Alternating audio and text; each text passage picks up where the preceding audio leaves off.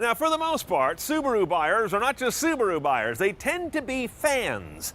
So what will the fan base think of this new Forester? The 2014 has more all around, more high tech, and less towing capacity. Let's drive this 2.5i Limited and check the tech.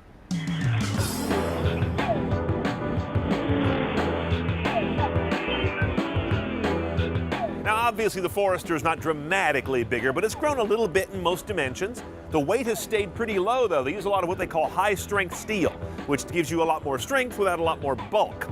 You're also going to spot one easily by the new face. Much boxier, much more aggressive, if you will, and no longer do the headlights flow into the grille. It's an easy way to spot one, or just look inside. If it's got a CVT transmission, it's got to be a 2014. That's all new. Now, the first thing I noticed getting into this Subaru is, what the hell are those?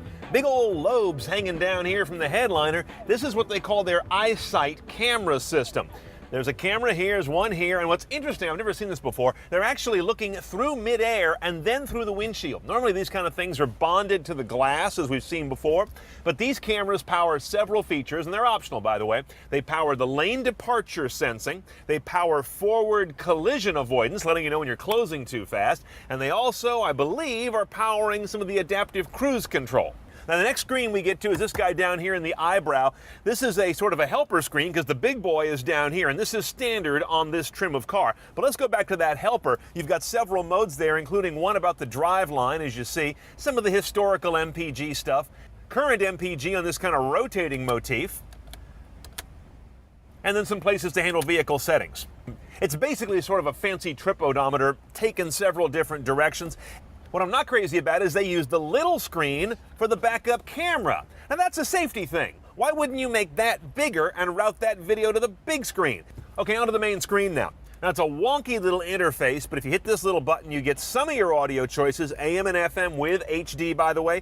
Satellite radio is optional, but it's in there. AHA streaming support, though not on my phone.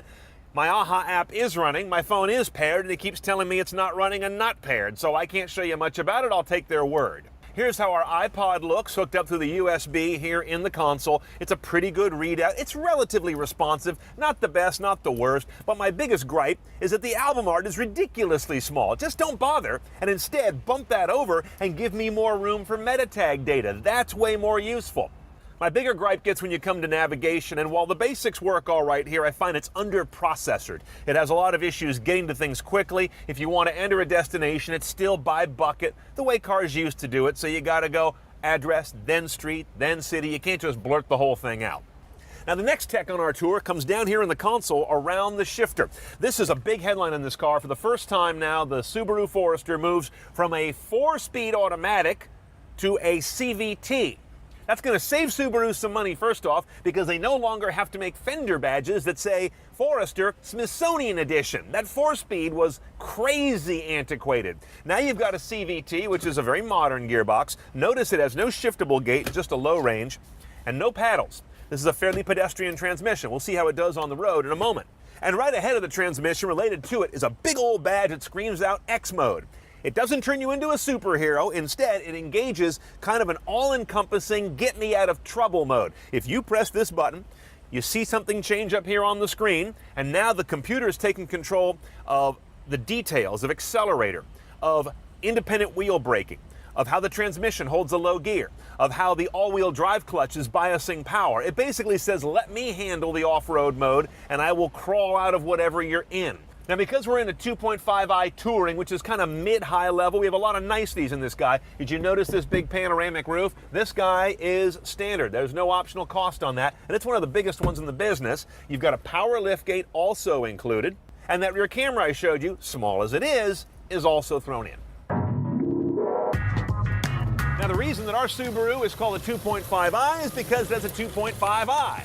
2.5-liter, fuel-injected, dual overhead cam, horizontally opposed 4-cylinder. Subaru's got their whole DNA tied up in this engine and all-wheel drive.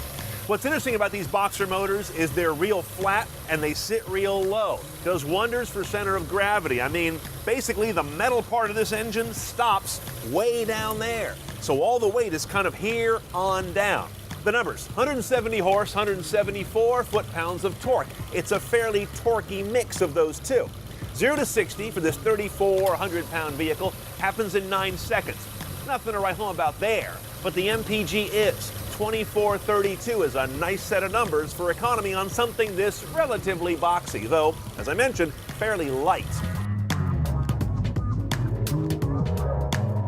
But the first thing I notice about this Subaru is not a good thing. I know there's a good motor in there. I've driven this one before, but this transmission is getting in the way. The power response is almost no response at all. It's loopy and spooly and elastic, and I hate that.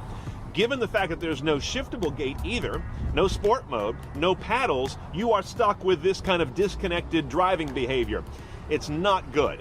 Now, as I mentioned, all Subarus except the BRZ come with symmetric all-wheel drive. It's known for being very balanced fore, aft, and left-right in terms of the weight and the array of the equipment. It's also known for being very tough and basic. You don't get any weird intrusion of it feeling like an all-wheel drive vehicle. There's no weird gear whine. As I showed you, there's no sort of convoluted sort of mode switches. You just have that simple X mode button, and even that's only when you get in trouble. Okay, now the driver assistance tech that comes out of these two eyesight cameras. First of all, the lane departure stuff is really spot on. It just hits it just right. Right as your tire starts to kiss the painted line, it comes on and it beeps and gives you an indicator here on the dash. The forward collision warning I find is too touchy though. I'm really not close to any car or closing on it that fast and it starts to beep its red light. That's a little annoying.